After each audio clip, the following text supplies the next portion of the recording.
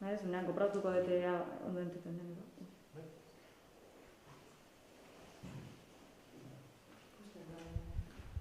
Bueno, ongietorriak aiaraldea.eusek eta aiarako udalak antolatutako mahai inguru honetara. Mahai inguru honen ardatza txirrindularitza izango da. Horretarako eskualdeko hiru pertsona, erreferente diren hiru pertsonak ekarri ditu gurera, alde batetik Iñaki Isasi, bestetik Lukene Trujillano, eta azkenik Aritz Arberaz, bakoitzak bere esparrutik hitz egingo du txirrindularitzari buruz, eta ikusten duzuenez, mikro bakarra egingo dugu, azken orduko arazotxo teknikoak direla medio, baina, horretarako nik egingo dut apur bat azafata lana, eta zuei hurbilduko dizuet mikroa. Orduan, lehenengo galdera oso argia da, ez? Zergatik hasi zineten txirrindularitzan, eta zen olako unibertsoa zenuten buruan txirrindularitza naztean. Iñaki, egin zure aldetik hasiko gara? Bueno, ni txirrindularitzan hasi nintzen nire aita profesionala izan zelako, nik ez nuen ezagutu profesional bezala, baina, etxean beti bizikletak egon ziren eta egon dira, eta, argazkiak ikusten eta, kontatzen zituen gauzekin, azkenean sartzen zaizu gauza hori, ez? Eta, beti egon naiz bizikleta baten gainean, lasterketetan 14 urterekin hasi nintzen, baina, lehenago ere bai, oso azkar hasi nintzen eta lagunekin bizikletan ibiltzen eta lan, eta, gero bizitzasoan bizikletaren inguruan. Eta, nolako mundua, hasi nintzenean, ume baten pentsamenduak, ez? Karrerak telebistan ikusten dituzu eta amets hori dituzu, ez? Indurain eta holako gauzez bizatea, ez? Nire garaian Gorospe eta Marino ziren hasieran, lehen oroitzapenak eta beti amets hori buruan dituzu, ez? Gero, lortu nuen profesionalizatera eta ezain nona, baina bintzate mundu hori ezagutu nuen eta esperientzia oso polita izan da. Eta aurten izan dugu ez uste nahiko atsegina, ze Luken ezin dugun ezagutzen, ez dakit nolabait mapan ezin dugun kokatu, aurten 3. postua lortu arte, Espainiako txapelketan. Orduan, nahiko gaztea izan arren, nola izan zen, zergatik erabaki zenuen txirrindularitzan aritzea, eta hori zein zen zure iruditegia, txirrindularitzan aztean? Ni oso txikian nintzenetik, etxean bizi izan dudan zerbait izan da, txirrindularitza afizio asko egon delako bai familian eta bai lagunekin eta orduan txikitatik ezagutzen dudan mundu bat da eta betidan gustatu izan zaidana eta kuriositate handia izan dudana mundu horrengatik. Orduan argi nuen momenturen batean honetan hasiko nintzela eta aitak txikitatik esan di 12 urtetaraino zidala utziko txirrindularitzan hasten eta 12 urte bete nituenean ez nuen bitan pentsatu. Eta, orain arte. Hasieran ez nuen oso serio hartu, baina pasaren urtean eta aurten pizkat gehiago zentratzen hasi naiz, gogoak ditudalako gauzak aurrera ateratzeko. 3. gonbidatua aritz dugu, askotan ere gure gana ekarri duguna. Gaur puntako talde batean prestaketa fisikoa eramaten duzu, ez da lehenengo taldea, astanan ere ibili zara. Orduan, agian ez da txirrindula gainean, baina puntako txirrindularitzan ere aritzen zara. Aurreko kidei galtu bezala, nola erabaki zenuen honetan hastea, zergatik zein izan zen zure iruditegia kirol honetan sartu baino lehen edo sartzean? Nik haiek bezala pizkat etxean jaso nuen txirrindularitza, ez? Aitit beti onda Amurrio klub elkartean, txirrindularitza elkartean, eta aita be hor munduan egon da, beraz, etxean jaso nuen hori, eta, bueno, txikitatik hasi nintzen karreratan, gero txirrindulari kapazitateak ez nituen, baina beti gustatu izan zaite txirrindularitza munduan, eta antolakuntzan, eta plangintzan, eta prestatzaile fisiko lanetan gauzak eta oso interesatuta egon naz, eta orduan, bueno, bidea hortik jarraitu dut. Nik gogoratzen dut txikitan gehien gustatzen zitzaiana zala karreretara joatea, hori txoripana lortzeko, eta karrera ostean beti txirrindularitzan txoripan bat edo Coca-Cola bat ematen zutelako, eta gero lagunekin egoteko, ez da hortik gero ja afizioa indartu zen, eta hor arte. Bueno, orain berritze egingo dugu Iñakirekin, ze Iñakik esan digu, bueno, ez zela hain profesional ona izan, bueno, ez uste dut jende asko bestelako iritzia duela, baina profesionala izateko ere maila erakutsi behar duzu. Orduan, noiz sumatu zenuen profesionalera heltzeko aukera izango zenuela? Nik uste dute, ez dakit, nire afizionatuko hirugarren laugarren urtean konturatu nuen, bueno, ja ikusten nuen aukera, ez? Arte, bueno, hasi nintzenean 14 urterekin, ametsak hor daude, eta egia esan, bueno, ondo ni joan, lasterketetan beti garaipenak lortu izan ditut, kadete mailan, juvenil mailan ere Euskadiko hirugarrena izan nintzen, eta baina gero afizionatura pasatzen zenean maila gogorra da, ez? Behintzat garai horretan igual 19 urteekin pasatzen zinen eta igual 27 urteko beste txirrindularirekin horien kontra egin behar zenuen, ez? Orduan astiro doa, bueno, astiro zoaz maila hobetzen eta bueno, lehenengo 2 urteak, pues bueno, nahiko hor zaude, ez? Maila igotzen, baina oraindik oso urrun gelditzen da profesional maila, ez? 3. urtean lortu nuen ja karrera bate irabaztea, eta beste batzuetan, ondo ni joan, nire maila ona zen, baina, klaro, profesionalera pasatzeko lasterketa hasi behar dituzu, edo behintzat, urtero 4tik gora igual, edo urtean zehar maila oso ona eman, eta goian profesionalean talde gutxi zeuden, eta afizionatuetan txirrindulari asko, ez, orduan, ja 4. urtean, Olarra taldera pasatu nintzen, eta ja 4 lasterketa irabazi nituen, eta maila oso nahiko ona eman nuen, eta 5. urtean ja izan zen urte oso ona niretzat, Euskadiko txapelduna izan nintzen bai kronoan bai linean, eta beste 6 o 7 lasterketa irabazi nituen, eta urte osoan oso maila ona eman nuen, eta azkenean Euskaltelekin igotzea lortu nuen. Bueno, Lugene, irakurri dugu, zuk duela gutxi lortutako 3. postu hori ez zenuela espero. Orduan nolakoa izan da esperientzia? Lorpen hori ekartzea etxera, naiz eta zure buruan ez egon? Esan bezala ez nuen espero, ez da inoiz uste dut. Askoz mailan handiago eman zutelako beste batzuk denboraldian zehar, baina azkenean heldu zen. Eta zerbait berria izan da, azkenean jendeak egiten dizulako, zoriontzen zaitulako eta hola. Eta alde batetik oso ondo dago, baina ere pendiente egon behar zara gauza horietaz eta denbora pizkat batzutan kentzen dizu, baina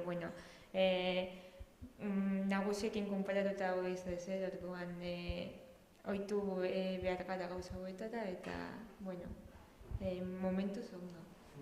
Eta zergatik ez zenuen espero, 3. postu hori eskuratzen? Egia da prestatu nuela, baina ez zela urte hoberena izaten ari. Entrenamenduen aldetik eta guztiz ez nahizelako oso motibatuta egon, baina azkenean heldu zen eta gainera gertatu zitzaidan erlojupekoa ondo egin izan nuela, baina ez zela ondo atera, baina azkenean buelta eman nion egoerari eta igande horretan bertan hirugarren postua lortu nuela eta orduan oso pozik eta hortik aurrera egon diren lasterketak asko sobreago egin izan ditut, ni uste dute hori konfiantza puntu bat eman zidalako. Horrela etorriko gara azter, Bueno, Aritz, lehen aipatu dugu, ez? Astana, orain Bahrein, egon zinen ere Ekialde Hurbilean, prestaketa lanetan, ibilbide luzea, egin duzu zer esparru profesional horretan, zein da zuretzat unerik gozoena eskarmentu luze horretan, edo zuk bereziki gogoko duzun, edo gogoratzen duzun? Bueno, zaila da une bat hartzea bakarrik, ez? Edo une bat esatea, bereziki postasun askoz gogoratzen dut lehenengo Espainiako itzulia egin nuenean, Superman Lopezekin edo Lutsenkorekin etapak irabazi genituela eta taldekako sailkapena, edo aurten adibidez Turrean nintzaneko garai horretako karrera asko, ez? Ginelako familia txiki bat, eta gure artean baliabide gutxirekin konpontzen ginelako, beraz garaipen bakoitza edo lorpen bakoitza asko disfrutatzen genuen, ez? Eta, bueno, bereziki bigarren urte horretan, Euskadi taldean egon nintzen zuzendari lanetan egon nintzen bigarren urtean, karrera nahikotxo irabazi genituen, bueno, batzuk irabazi genituen, hemengo Jon Larrinagarekin edo Ron Delizarrekin, gaur egun profesional diren korredore batzurekin, Carlos Barbero, edo Mikel Aristi, Mikel Iturria, Mikel Bizkarra bebai, hortik zegoen, orduan haiek ondino haien ibilbidea profesionaletan jarraitzea, horrek oroitzapen hori indartzen du, ez? Hori markatuko nuke, edo hori hautatuko nuke. Etxeko oroitzapenak lehenesten duzu? Bai, gainera hori komentatzen nizuna, ez? Baliabide gutxi genituen da goratzen hasi irtetzen ginela etxetik astearte goiz batean, taper batekin, geratzen ginela deskantzo area batean Frantzi erdian, taperra bazkaltzeko, heldu, bizikleta hartu, buelta bat eman hurrengo eguneko etapako rekorridoari, eta hori masajista eta mekaniko batekin, 6 korredoreko talde bat antolatzen genuen, eta guztiak bere aldetik hartzen zuten indarra eta gogoak goraipatzeko da, eta benetan geunden Frantziko hotel galdutan, beldurgarriak kasu askotan, eta ondo pasatzen genuen, bai. Oroitzapen politak, eta beste gogorapen polita ekarri nahi dugu zurekin gurera, 2006an, naiz eta zuk esan, hori, zela inbesterako zure... Bai, zera. 2006an munduko lasterketarik garrantzitsuenean zapaldu zenuen podiuma, Turrean.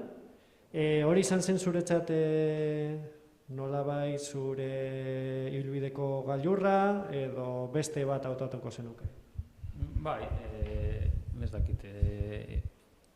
Maila fisiko aldetik nik uste dut beste urtetan hobeto ibili nintzela, ez, baina Tur horretan dana ondo atera zitzaidan egia esan. Eta arraroa iruditu zitzaidan, joan baino lehenago ez nengoen oso animatuta, entrenatzeko gutxirekin eta ez nintzen joan oso animatuta, baina hasi bezain pronto gauzak fisikoki ondo aurkitu nintzen eta egunero sartzen nintzen burrukan, bai esaldietan edo bai esprinetan, eta egun batean esprin horretan hirugarren izan nintzen Bonen eta Freireren atzetik, Freire eta Bonenen atzetik, biak munduko txapeldunak izan dagoak, eta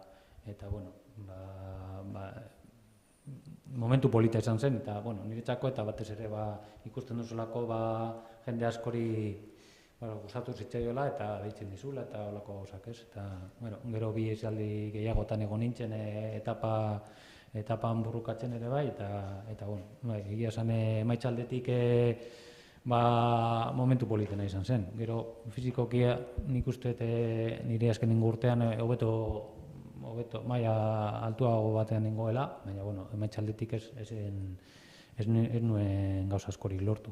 Azkenean suertea eta bueno, nire lana zen emaitzen bila joatea, baizik eta beste taldekide batzuei laguntzea eta bueno, baina batzuetan gauzak ondo tortzen dira eta momentu horretan lortu nuen bintzat hor nengoela erakustea. Eta galdera bat, horrelako lorpenik izan ez dugunontzat eta izango ez dugunontzat, denborarekin gehiago baloratzen duzu edo askotan gogoratzen duzu, nolakoa da horrelako mugarri bat egitea zure ibilbide profesionalean? Zaila da esatea, ez? Gogoratzen dut, ez? Askotan gehiago gogorarazten didate, ez? Baina, bueno, egia esan profesional mailan ja amaitzen duzunean gauzak hasten dira berehala, eta bueno, batzuk ez dakit egia esan mozten da, ez, batean, ez, izu profesionala izan zara eta jende asko dator eta hori amaitzen denean, hori egia esan amaitzen da eta zure bizitza guztiz aldatzen da. Bueno, beste gauza zara, baina, bueno, olako ekitaldi batzuetan gogoraztea polita da, bueno, beti polita da olako horitzepenak, ez? Eta jendeak erakustea bere, bueno, gustatu izan zitzaiola nian egotea, ez? Galdera erraz batetik, galdera zail batera. Lukene, ikastea zara, egokitu zaizu oso urte gogorra, prestatzeko zure txapelketa eta bar.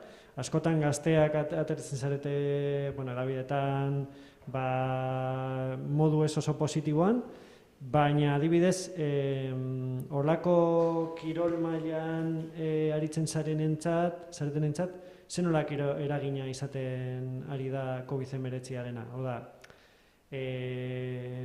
uste duzu oztopo handia izaten ari dela eta nabarituko dela epe ertainean edo epe luzean? Nire ustez, garai hauetan egon dira gauza positiboak eta gauza negatiboak. Alde batetik, txirrindularitzan ja sartuta geundenak, ez dugu oso ondo pasatu batzuetan, ez dugulako ondo eraman lasterketak ez edukitzarena eta holan, azkenean lasterketekin motivazio puntu hori ematen dizutelako eta zaila delako aurrera egitea lasterketak gabe eta pentsatzen duzu zertarako entrenatuko dute lasterketa bat ere korritzeko. Baina gero ere uste dut txirrindularitzari ondo etorri zaiola bestalde batetik egoera hau dela eta jende asko zidelako txirrindularitzan eta orduan oreka bat sortu da nire ustez. Orduan, zuk uste nolabait ere eragin positiboaren bat izango du pandemiak? Bai, alde batetik, eske, orain arazoak daude bizikletak erosteko eta bat, jende asko erosi dituelako bizikletak eta jende asko hasi delako orduan, alde batetik nik uste dut eragin positibo bat izango duela, baina beste batzuetzat, asko egia da utzi dutela txirrindularitza kategoria basuago batzuetan eta azkenean tristea da horrelako egoera batengatik guztia pikutara botatzea. Baina, bueno. Orduan, zure ustez, nolabait ezinbestekoa da lasterketak egotea ez, jendea motibatzeko eta bizikletara egotzeko, ez? Niretzat pertsonalki badago jendeak ondo eramaten duena lasterketarik gabe egotea, baina ni ere adibidez neguan zigogros egiten dut pentsatzen dudalako negu osoa ezer gabe egotea, hainbeste denbora lasterketak korritu gabe egotea, ez dudalako aguantatzen edo ni behar dute kompetizioa aurrera egiteko eta orduan. Eta geratzen zaizun hilabetetan, badaukazu zehozen motibatuko zaituela, bereziki? Bueno, orain ja errepideko denboraldia amaitzen ari da guztiontzat, baina zigokrosa leku batzuetan hasi da eta bani gia da intentzia daukadala zigokroseko egutegia egiteko. Bai, printzipioz bai. Ederto. Bueno, Aritz, itzuliko gara zurekin eta galtuko dizugu, bueno, askotan ikusten dugu telebistan zeden txirrundularitza ez, jende pilo, sekulako azpigitura mugitzen dena, baina kameratik zein da zuen errutina, zein da zuen egunerokotasuna, bai prestaketa fisikoaren aldetik, zein taldearen aldetik oro har. Bueno, galdera moten digu hemen 2 ordu egoteko, igual. Baina laburpen bat egingo dugu. Bueno, lehenengo eta behin prestatzaile fisiko baten lana batez be oinarrituta dago planifikazioan, ez? Behin urteko egutegia izan da, jartzen da edo helburuak zehazten dira eta entrenamendua antolatzen da. Gero hori, nik ezagoneken hori dela gure pausorik edo gure mugarri garrantzitsuena. Gero hortik aurrera, batez be guk egiten duguna da korredorekin batera entrenamendu prozesu horren parte izan eta haien makulu izan edo haiei lagundu eta gidatu edo beste ikuspuntu batzuk emon. Uste dut hori dela entrenadore baten baliabide oso garrantzitsua. Eta gero karrera barruan asko aldatzen da, ez? Karrera barruan eguna oso askardoa, goiz jeikitzen gara, normalean aurreko egunetik datuak analizatu ditugu eta ikusi ditugu, eta horrek laguntzen digu direktorekin, zuzendarikin batera, estrategia esartzeko, gaur egun geroz eta gehiago zenbaki horiek pisu handia dute, baino bebai korredorekin eta saiatzen gara hitz egiten haien pixkat estatusa ezagutzeko. Normalean preparadore fisikoak goaz karrera aurretik, karrera ikusten eta zuzendariei informazioa bidaltzen, nondik jotzen duen haizea, kurba edo zerbait arraro dagoen errepidean, eta behin karrera amaitzen dela, egiten duguna da txirrindularikin batera haien feedbacka jaso eta datuak berriro analizatu eta hurrengo eguneko predikzioak egin, zenbat iraungo duten igoera bat igotzen edo kronoaren intentsidadeak prestatzen eta bar. Bueno, hori apur bat neurri motzean, baina urteroko neurrian, hau da zuen egutegia, aintzat hartuta agian erronka nagusienak udan direla, nolakoa da zuen urtea? Zenbat hilabete dituzue prestatzeko, zen prestaketa mota, eta gero, jakina lehiaketak, baina apur bat guztiok egiteko apur bat kuadrotxo bat zuen urtea irudikatzeko?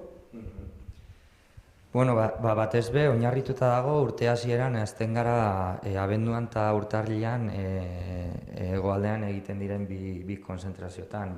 Valentzia inguruan, Altean, Benidorren, hor eguraldi hona aprobetxatuz, eta han lan asko egiten dugu, basa aerobiko asko, korredoreak urte osorako prestatzeko, ez? Eta gero korredore bakoitzaren helburuaren arabera, askotan goaz altuerako training kanpak egiten, adibidez Teide edo Etna edo beste halako leku batzuetara, eta haiekin egite ditugu oso entrenamendu gogorrak askotan nik esate dute egiten dugula karreran baino entrenamendu askoz gogorragoak, ez? Oso entrenamendu oso luzeak, intensidadekoak eta abar. Gero parte hori amaituta jazten gara karrerekin eta normalean daukagu prestakuntzako karrerak non ja gaur egun gero eta korredorako beto prestatuta doaz, eta normalean garaipenaren borrokan daudeia, eta gero daukagu, edo dute normalean, helburu nagusia izan daitekela buelta handi bat, edo klasika bat, edo dana dalakoa. Eta hor ja bai, dana gure lana igual pixkat jeizten da, nahiz da hor haiekin egon, eta haiekin batera erronka hori hartu, baina gure lan printzipalena prestakuntzan datza eta horretik doa. Eta prestaketaren aldetik, nola banatzen dituzue lasterkariak? Guztiok bertatzen dituzue guztiak edo banatzen dituzue zuen artean? Nolakoa da erabaki hori? Talde barruan entrenadores berdinak gaude eta bakoitzak bere lan taldea du, 6-8 korredorekin lan egiten du. Pentsatu behar dugu maila gorenean gaudela eta korredore bakoitzari asko individualizatzen zaiola bere lana. Askotan goaz detaile oso txikitan, ze ordutan hartzen ari zaren hegazkina entrenoa egiteko edo ez, aireportuan ez bazkaltzeko, etxean bazkaltzeko, halako detaile txokin saiatzen gara joaten. Eta gero, batez be hori, gero korredoreak sailkatzen ditugu haien kapazitateen arabera eta haien motivazioen arabera. Orduan urte hasieran korredorekin hitz egiten dugu ze karreratan ondo egotea gustatuko litzaieke, eta hori jarri behar dugu edo bateratu behar dugu taldearen beharrekin, eta hor akordiotara ailegatu, adibidez eskaladoreak turrean 100% egoteko, baino bebai haien motivazioa pizten duen zerbait lortzeko. Lan ere individualizatua bada. Hala da, gaur egun lehenengo mailan horrela izan behar da, emaitza berenak lortu nahi baldin baituzu, korredore bakoitza mundu bat da, eta behar du bere ezaugarrietara antolatu eta adaptatu. Iñaki, lehen aipatu diguzu, eta duela gutxi Jon Unzagarekin hitz egiten, berak esaten zian, hori ez, nolabait ibilbide profesionala bukatzen denean, fokoa zuregan desagertzen dela, eta nolabait jendeak hasten zaituela. Baina zuk, txirrindula utzi ostean, zuzendari lanak egin zenituen, ez? Nolakoa izan zen esperientzia eta zertan datza zuzendari lan hori? Ze nolako ardurak zenituen, zeintzuk ziren zure helburuak, hori lasterkariekin, txirrindulariekin zer egin behar zenuen? Azalduko diguzu apurtxo bat hobeto ulertzeko. Bai, bi urte eman nituen Euskaltel taldean ere, zuzendari bezala, eta lan polita da, egia esan, nik aldatu nintzen, zaila izan zen niretzako lehenengo urteaz, aurreko urtean nire lankideak zirenak, lankideak guztiak dira, baina taldekideak, txirrindulariak, taldekide hori aginduak eman behar dizkiozu, eta batzutan ez ezkizu gustatzen agindu horiek, ez da. Orduan, niretzako, urte hori zaila izan zen, baina, nahiko ondo eraman nuen, txirrindulariak ulertzen zuten nire lan berria, eta nahiko ondo eraman genuen. Eta, lana, seguntze taldean, batez ere lan printzipala da, karreraren atzeko kotxean joatea, eta tropelaren atzean zoaz, edo iesaldi baten atzean, eta zure txirrindulariei aginduak edo ematen, ez da. Lasterketa baino lehenago bilera bat egiten duzu, eta saltzen duzu nolakoa den etapa, eta bakoitzak egin beharreko lana, edo atakatu behar den, edo olako gauzak, edo astiro joan, edo iesaldietara joan, edo olako gauzak. Eta gero, karreran lasterketan zehar, eroai, agindu berriak ematen dizkiozu, gauzak aldatzen dira, ez beste daude, beste igual beste taldeek jokatzen dute aurretik pentsatzen zuen baina beste modu batean, eta orduan taktika aldatu behar duzu, eta, azkenean taktika bat da, ez? Taldeko lana antolatu, lasterketa barruan, eta egia esan, aurreko bileran askotan ez da asko lortzen, ez? Lortzen da, baina gero karrera aldatzen da askotan, ez? Eta, hori da lan printzipalena, ez? Gero, ni Euskalteltan lehen egon nintzen, eta, Guelturrean geuden, eta Guelturreko talde txikinetarikoa zen, ez? Eta presupuesto aldetik, eta orduan lanak etxean bikoizten ziren, ez? Nik antolatu behar nituen bidaiak, eta horako gauzak, gero zuzendari bakoitzak lan ezberdina zuen, nire adibidez arroparen kontuak eramaten nituen, eta, batzen asko zoi da, baina, segun ze taldean, lan gehiago duzu eta gutxiago. Ineos taldean segurazki egiten duzu lasterketaren lana eta listo, ez? Eta beste taldeetan lan gehiago.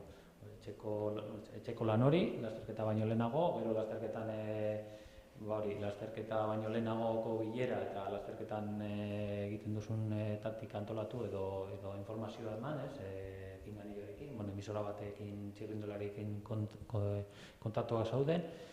Eta gero lasterketan baituta, beti ematen duzu buelta bat bere txirrindularien geletatik, bereien kontatzen dizute bere lasterketa nola ikusi duten, ez? Eta animoak emateko edo zer gauza, ez?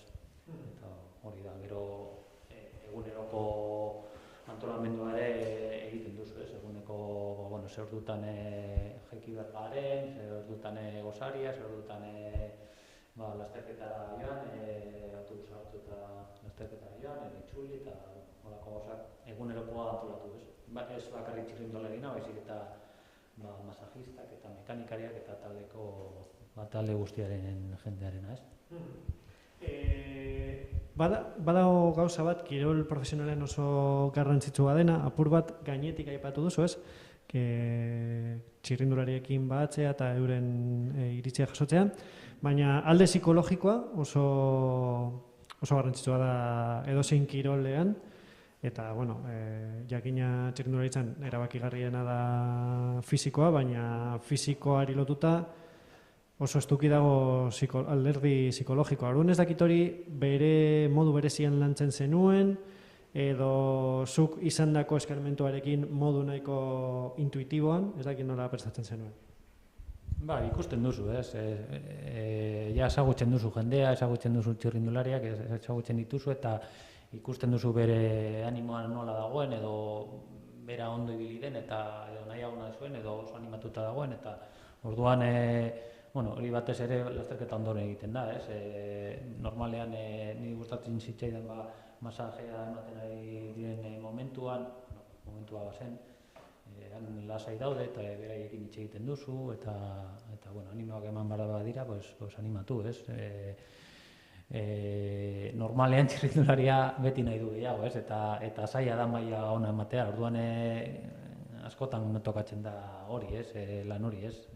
Txirrindularia, batzutan gauzak ondo irtetzen dira, baina beste askotan gauzak ez dira nahi duzun moduan irtetzen, orduan animoak behar dituzu, eta animoak edo bronka bota, ez? Igual ikusten duzu gauzak txartu egiten ari dela, eta bronka behar diozu, edo beste kontseiluak eman, ez? Psikologiko aldea oso garrantzitsua da. Sufritzeko gogoak ez badituzu eta burua ez badago prest ez dio laguntzen fisikoari eta ez duzu esarren lortzen. Eta aurten izan duzu, ez usteko albiste ona, baina oraindik oso gaztea zara, eta etorkizuna daukazu aurrean, zuk nahi duzuna egiteko. Momentu zen nolako helburu jarri dizkiozu zure buruari, bai epe motzean, zein epe ertainen eta luzean?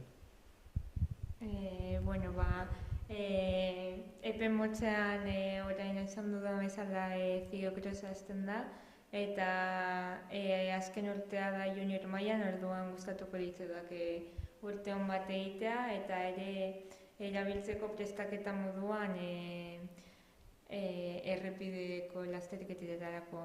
Ere bigarren urtea dela junior mailan, eta ja urte garrantzitsu bat delako, gero sub-23 mailara pasatzeko, ja talde bat bilatu behar duzu eta guzti, orduan urte garrantzitsu bat dela uste dut, eta gainera azkenan nola urten gauzak ondatera diren, uste dute urte politatera daitekela. Eta luzera begira, uste dut nire adineko asko bezala, mundu honetan gabiltzana bezala, dela profesional mailetara iristea, eta saiatuko gara hori lortzen alde moduan. Eta, agian ezagutzen ez duena emakumezkoen kirola, profesionala izateak zer esan nahi du emakumezkoen txirrindularitzan. Ze, gizonezkoen kasuetan gutxi gora bera badakigu, baina, gizonezkoen esparrua eta emakumezkoen esparrua nabarmen ezberdina da profesionalen baldintzei erreparatuta, ez? Gertatzen da futbolean, gertatzen da hainbat kiroletan, txirrindularitzan zer esan nahi du horrek? Azken urteetan ni uste dute asko betu dela eta asko berdintzen ari dela emakumezkoen txirrindularitzan. Ni duela urte batzuk ez nuen ezer ikusten eta ez nekien txirrindularitzako nesketaz, baina azken bi urteetan edo asko ikusten ari naiz, orduan uste dut gauzak ja ez daudela hain ezberdinduta, eta mutilak alduten bezala ere neskak horretara dedikatu gaitezkela eta profesio bat moduan hartzea. Orduan, ez dut, oraindik asko falta da guztia berdina izateko, baina pizkanaka gauzako bitzen ari dira eta posible ikusten dut. Zuke posible ikusten duzu, bakarrik txirrindularitzan zentratzea urte batzuetaz, profesionalizan ezkero?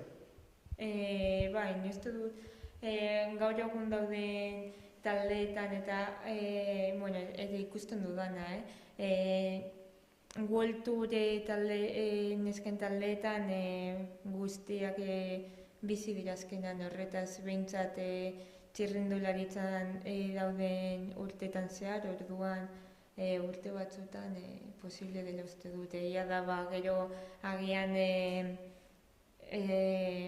beste modu bat bilatu beharko duzula, baina, posible dela uste dut, bai. Eta bide horretan zein mugarri ikusten dituzu, zein eskaile goberko zen dituzke hobetzeko edo helburu horretan hartzen? Bai, ni beti defendatu izan dut pausu guztiak ematea, ez ematea salto bat adibidez junior mailatik World Tourrera pausu bakar batean, orduan hoberena nire ustez izango litzateke amatere mailan pare bat urte edo egitea eta bi urte horietan gauzak ondo ateraz gero eta norbait goiko talde batek deituz gero, orduan ja bai pasatzea. Nahiko ari daukazu bidea. Bai. Postekoa, eskentuko nuke ni zure adinarekin zer argi eduki izana. Aritz, eta hitz egin dugu tropelari buruz eta profesionalei buruz. Nolakoa da, gainera zure kasuan gaur egungo profesionalekin zaude, nolakoa da harremana eurekin eta norekin konpontzen zara bereziki ondo. Nik uste, azkenengo galdera erantzutea arraza dela, baina hurbiltasunagatik, baina agian ezustekoa ematen diguzu. Eta ez dakit nik uste edozein txirrindula zalerentzat, saltza hori ez, jakitea zenolako harreman dauden lasterketa horien atzean, bueno, kitxikagarria dela. Ez dakit zeo zer aipatu dezakezun horri buruz. Bai, salsa rosa tope hemen, ez? Ez, ondo. Nik ezagurken pertsona supernormalak direla. Haiekin bizitzea danetarik dokozu, ez? Dekozu personalidade oso ezberdinak, baina, zure lagun kuadrilan bezala.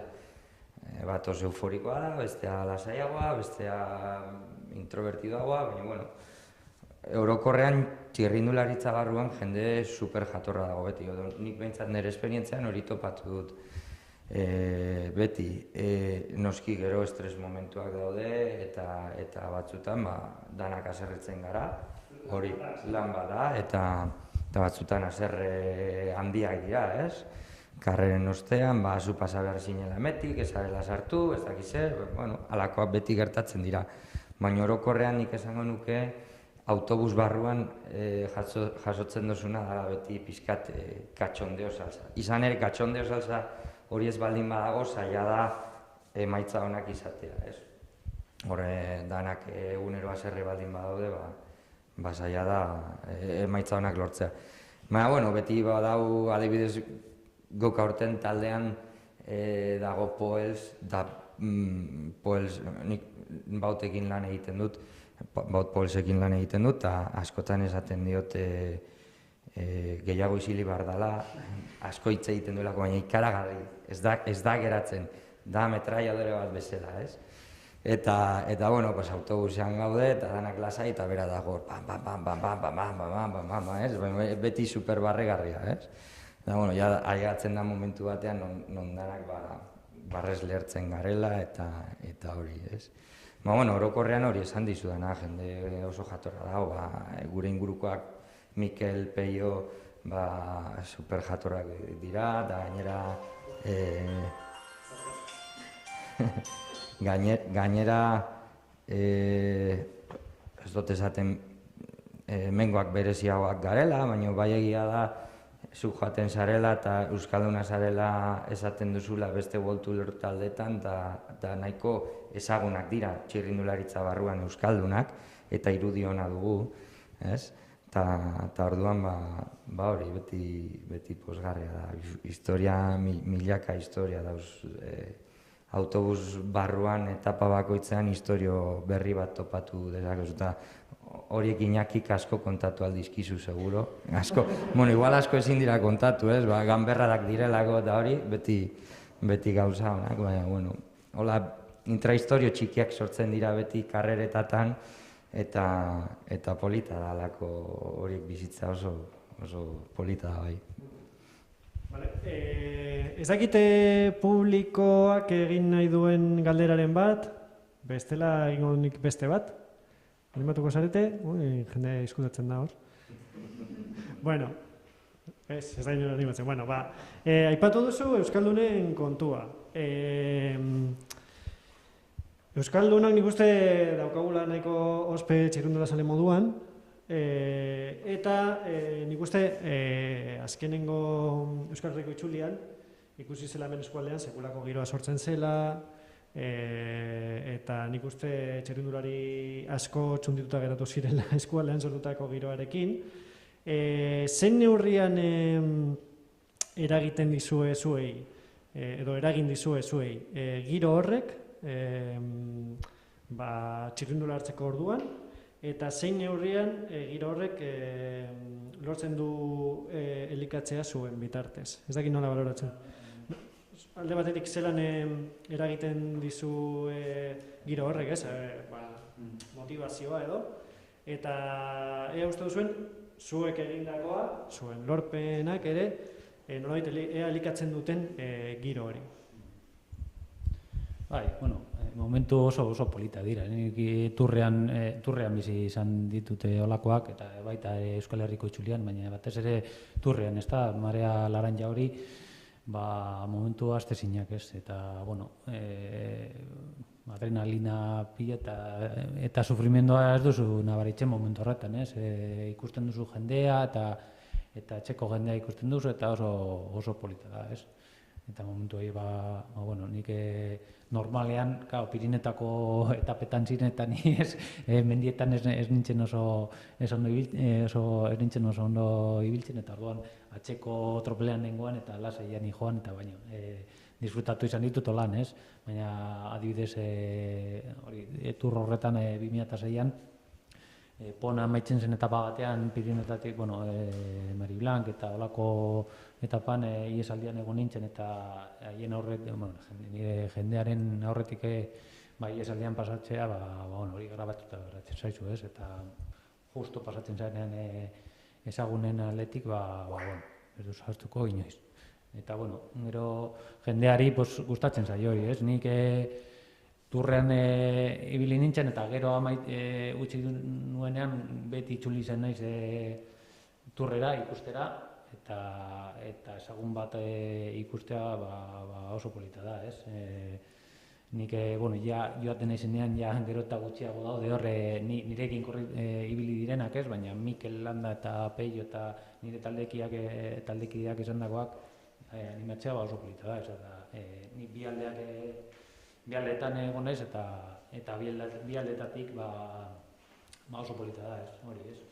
Beste gunean bizikletan topatu nintzen amurrioko mutil batekin eta esaten zidan, egon naiz, zenbat urte goian naizen nik turrera zo ikustera, eta orain hemen nago zuekin, eta ez du koskaik egiten, baina ikusten duzu jendeak ere ezagunak ikustea hor asko disfrutatzen duela, nik ikusi dut hori bai.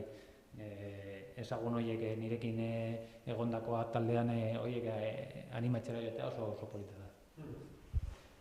Zelan ikusten duzuzuk, ez dakite horlako lasterketetan publiko moduan eritzea gogoko duzun, edo aukera duzun, eta horrek motibatzen zaituen etorkizunean zu ere egoteko tropelean eta jendearen beroa jasotzeko, ez dakite zelan bizitzen duzu hori. Ni solte izan dut eta egia da lasterketa askotara joan naizela, bai afizionatu mailakoak bai nagusienak, eta egia da hemengo lasterketetan harrigarria dela zenbat jende joaten garen ikustera, eta ikusten duzu batzutan duten iribarrea eta hainbeste jende ikusten, eta zaten duzu, ni hori egongo nintzen, bertin egongo nintzatek, eta orduan uste dut ondo egiten dugula hemen, eta horregatik ateratzen direla hainbeste txirrindulari hemendik. Ikusten hasten zarelako euskal txirrindulari profesionalak zeintzuk diren, eta leku hain txiki batetik hainbeste txirrindulari ateratzea zerbaitegatik izan behar da. Eta orduan uste dute hori motibatzen duela jendea, eta kategoria txikietatik. Hemen Euskal Herrian lasterketa asko eta asko daude, eta mundu guztia datorena lasterketa korritzera. Kanpoan ni adibidez ez noa iaia kanpora korritzera, hemen dauzkagulako lasterketak. Eta orduan uste dute ona dela hori, hemen lasterketa asko egotea eta hainbeste afizio egotea, ume berri asko txirrindularitzen hasteko. Orduan, gogoko duzu saltza horretan ibiltzea, ez? Ni beti izan naiz un poco friki de las carreras. Beti txikitatik izan diete aita eta amari, venga, guazen hau ikustera, edo txikitan, behin baino gehiagotan bueltako itzulietako irtegara joaten ginen, eta geunden hotelean Euskal Telekoekin, eta ni pendiente txirrindulari, eta ea zer gozaltzen duten, exagera. eta, bueno, ondako gozak. Baina, eta adibidez ere banekizkien Euskalteleko txirrindulari guztien izenak eta lehen bi abizenak, memoriaz. Eta horregatik, ni oso zalea izan naiz oso txiketatik. Baina, aktak zuk sinatzeko prese honen abizenak ezagututa. Bueno, Aritz, agian zure kasuan, ez dakit azkeniko euskal itzulia ikusita eta bar, oso bero daukazu oraindik oroitzapen horiek, eta ez dakite zure kasuan, kanpotik etorritako taldeek zen nolako erantzuna duten, nik adibidez gogoratzen dute...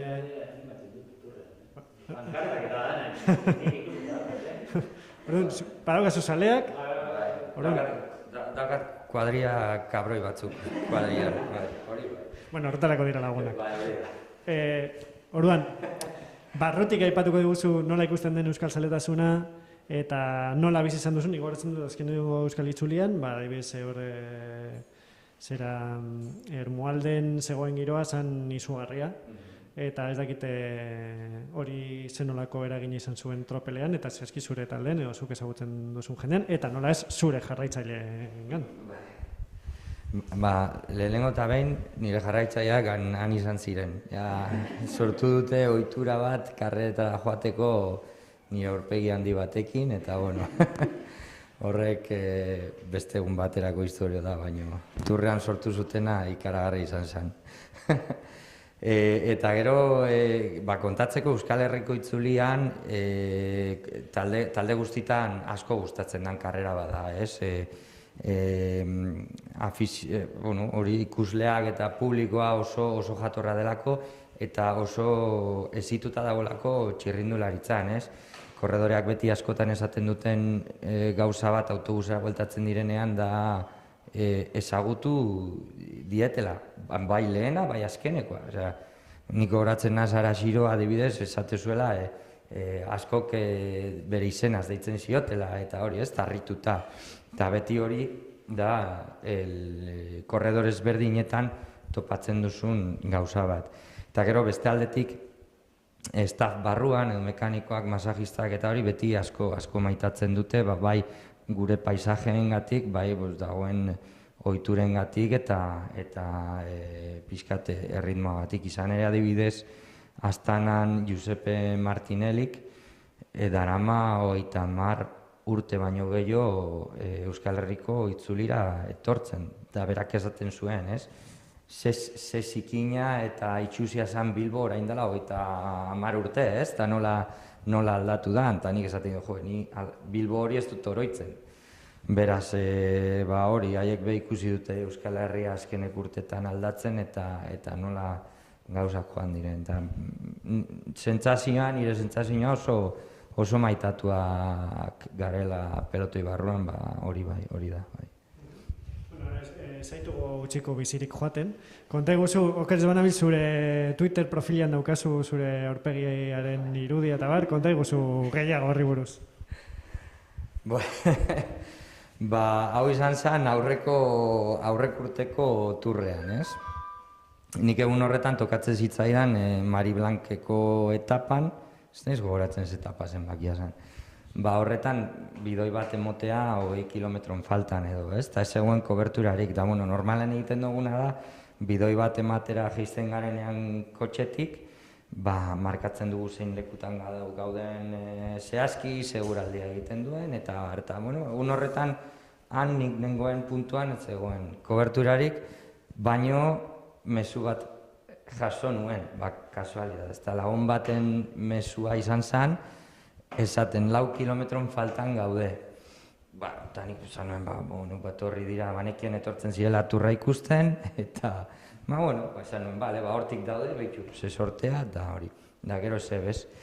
Eta karrerako bigarren kotxeak hartu ninduen, da ekin igo nintzen, da bertan zegoen Xabi Florentzio zuzendaria, eta komentau genuen, behitu nire lagunak 4 kilometron faltan daude, eta berak esan ziren, neureak bebai, pasatzerakoan ikusten ditugun. Eta Mari Blank ezautzen baldin baduzu, eda halako rekta luze bat, eta behetik ikusten daia gaina, ez? Eta atera ginean rekta horretara, eta rekta amaieran ikusten dut nire aurpegia XXL formatuan, 4 edo 5 hor pankarta, eta nik esaten nuen, ezin, zelako kabroiak, eta gau, gotxe barruan gonden basabi, mekanikaria, eta medikoa zegoen beba, eta barreska, eta geratu ginen, eta hor lagunak juergan, agurtu nituen, eta bueltatu nintzen, jarraitu genuen, eta helmugara heldu nintzen. Eta managerrak esan zidan lehen gauza, ez karrerari buruz, ez zer, gaina Mikel egun horretan super ondo egin zuen, oberenekin egon zan, etapan borrokatzen, eta esan zidan lehenengo gauza zen, ikusi zaitut telebistan! Igo nintzen autobusean, eta korredore danak, barreska, lurretik, botata, peiok esaten zian, egun superkaskarra izan dut, baina zeure aurpegia ikusi dut, da barreska hazinaz, lagunak kontatzen zidaten, korredore gehienak esate zutela, Aritz edo Omar, adibidez, barreska, eta hori. Eta, Twitterren sortu zen alako asko, mugimendu asko, ez? Baten batek jarri zuen komentario bat esaten se parece a Guardiola pero en feo, adibidez, dalako komentarioa, hori sortu zen, eta horren ondorioz barre pilo bota ditugu kuadrilan. Eta zer gertatu da aurpegi horrekin?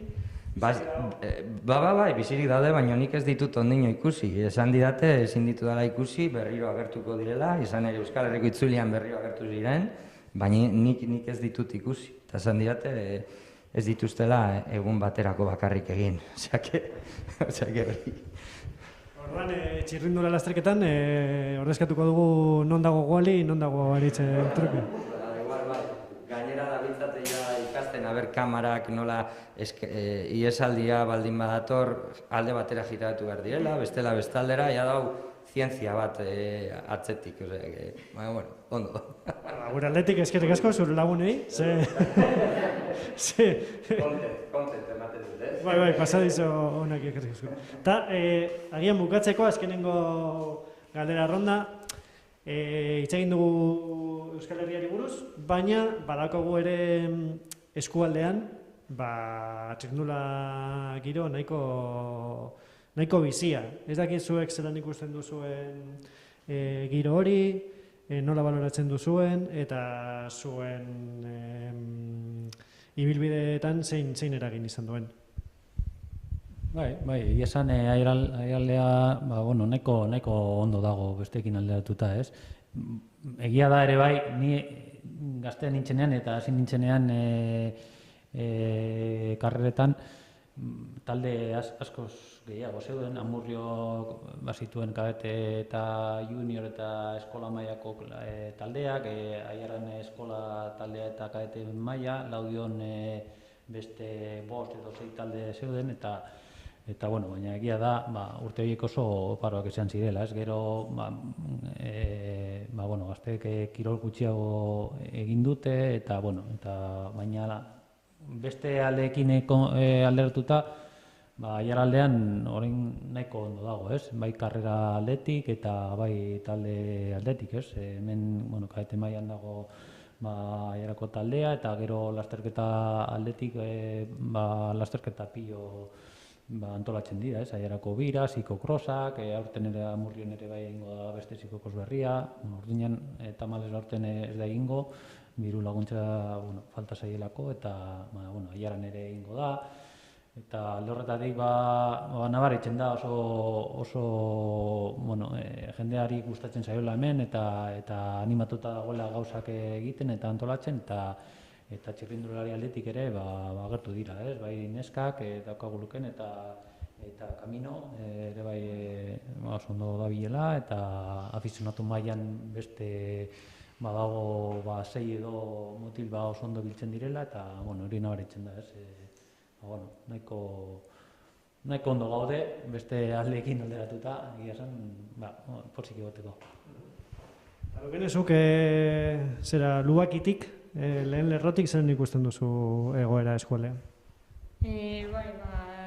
esan duen bezala, ikusten da Arabako beste eskualdeekin konparatuz dela txirrindularitza munduan sartuen dagoen eskualdean bestez, Araban egiten diren lasterketa gehienak hemen egiten direlako eta jendea beti prest dagoelako normalean hemengo lasterketetan laguntzeko.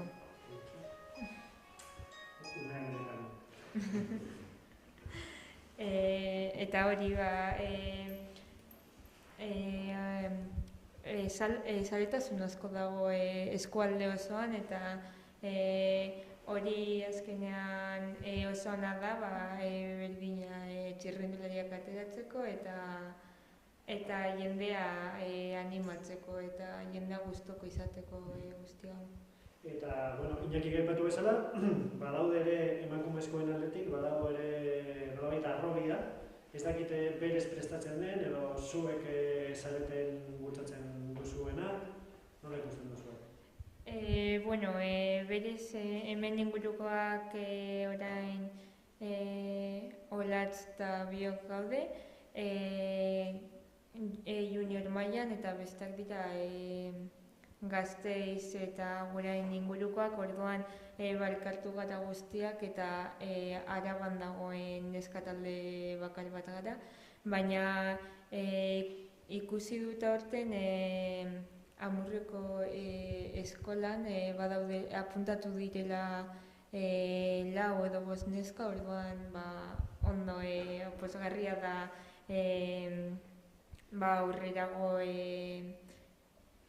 aurrerago garrantzi izan alduten beste neska batzuk txirrindularitzan ikusten gaztea. Zure kasuan, onaino heldu arte izan dituzu taldekide gehiago eskualdekoak edo beste eskualdetara joan izan duzu? Hemendik Olatzez aparte egon da nire adineko beste bat Orduñakoa, Ainara, eta baita ere 3 urte gehiago dituztenak, baina azkenean guztiak ondo eramaten garenak eta batera ateratzen garenak eta entrenatzera hasi.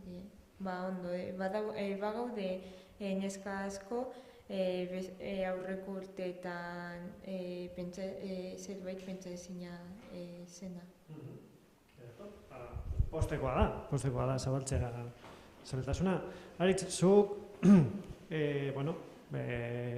nolabait elite mailan zaude, baina ez duzu inoiz harremana galdu eskualdearekin, gogoratzen dut bizaiarraldea.eusen idatzi dituzu kronikak aiara biran, baina, eta, aldi berean agian daukazu ikuspegi zabalagoa, ez dakiz diagnosi egiten duzun eskualdeari dagokionez txirrindularitzaren esparruan.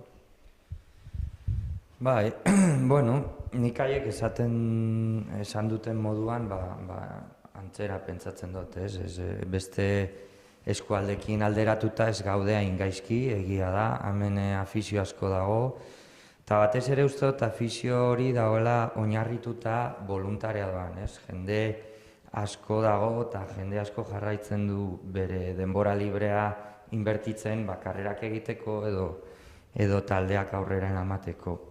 Eta hori baloratzekoa da, oso baloratzekoa da. Egia da, atzetik etorri behar dala errelebo bat, eta gazteagoak garenak hartu behar izango dugula eta hori egin behar dugula. Baina analizatu behar dela bebain nola soziedadea aldatu dan eta gaur egungo denbora disponiblea ez da beste garai bat bezalakoa. Beraz, nik esango nuken hor birpentsatu behar dela dana ez baldin bagara moldatzen, segurazki emetik gutxira sufria dezakegulako, estimulu berriak sartu behar ditugu edo saiatu behar gara involukratzen jende gazte gehiago. Baina, nik esango neken ez gaudela txarto, eta gero Lukenek esan duen moduan, hemen korredore asko daude beti eta afizio asko dago, da interesante da nola eskualde honetan bereziki, hori ez dakite mundu ruraletik hurbilago daudelako, edo estruktura indartsuagoak ditugulako, urtero jende berria sartzen dela gure munduan, txirrindularitza munduan. Bai. Ederto, mil esker hiruroi parte hartzeagatik mahairik gabeko mahai inguru honetan. Eta nik uste hausnarketa interesgarriak utzi dituzuela, bereziki eskualdeari dagokionez azkenengo txanda honetan, jende asko dagoela eskualdean lanean txirrindularitzan, baina nolabait ordezkoak behar direla ere maila mantentzeko, eta komunitateari auspoa emateko, eta etorkizuna izan dezan txirrindularitzak eskualdean, lan voluntario berria bilatu beharko dela. Mila esker zuen ekarpenagatik. Espero dugu laster berriro edabidean zuen berri ematea, positiboekin, nola ez? Eta, mila esker publikoari etortzeagatik eta laster arte, hurrengo hitzordura arte.